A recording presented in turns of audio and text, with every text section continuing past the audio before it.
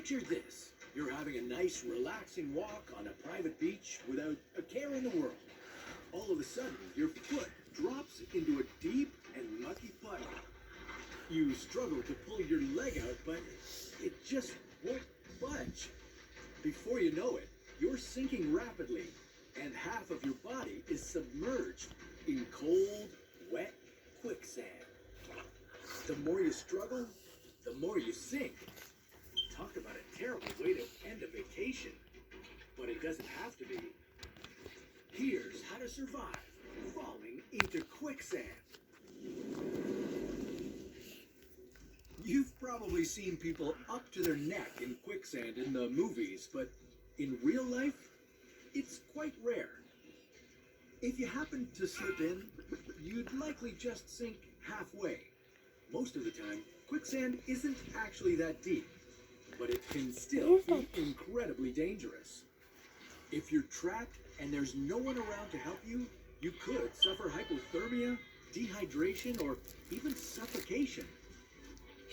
You might also be an easy target for hungry predators. And if you're close to the water, watch out for the tides coming in or heavy rainfall. Hope you packed a snorkel. How could you stay afloat in quicksand? What signs of quicksand should you look out for? And could you rescue yourself if you're all alone? Quicksand is found all over the planet, but is most common near coastal areas, marshes, and riverbanks. There's even dry quicksand that can be found in deserts. Unlike mud or regular sand, quicksand is a non-Newtonian fluid, meaning it's solid in one state, but if anything agitates it, it quickly turns to liquid, causing you to sink deeper and deeper. So, what should you do in this scenario? Step 1, stop moving. First things first, don't panic and don't move. Calm down and be as still as possible. The more you move, the deeper you will sink. Step 2, lighten the load. If you have any bags, jackets, or anything heavy on you, take them off and throw them away. I'm sorry, but it's you or the bling. Less weight means you'll sink less quickly. Step 3, grab onto something. If you are with a friend, grab their hand or grab hold of a tree branch nearby. Put as much weight as you can on the object you're holding onto. This will slow down the sinking process and help you stay afloat. Step 4, lean back and wiggle your feet.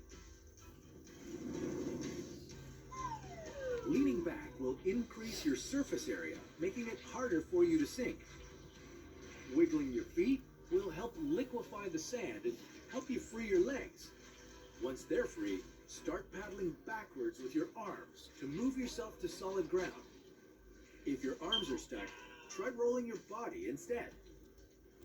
Step 5, call for help. If all else fails, your voice might be the only thing that can save you. Call for help, and if you could reach your phone, dial 911 immediately. You could suffocate if you're stuck in there for too long. Step 6, breathe deeply. This will make your body more buoyant.